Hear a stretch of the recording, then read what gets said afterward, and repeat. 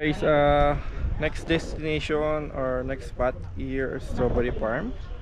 Yes, kaso nga lang city pa siya, hindi pa siya season pa. Ito guys, yung mga lettuce oh, gaganda oh, green na green. Wow, no?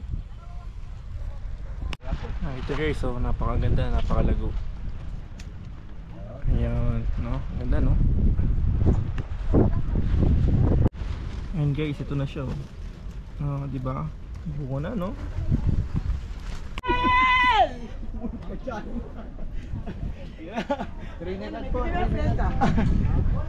So ito po yung mga pangalang garden dito, no?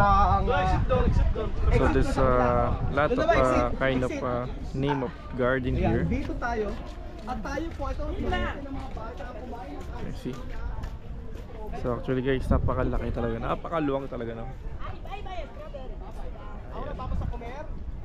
Helado de presa. English ng presa? Ano ba? Yun, no? Takita.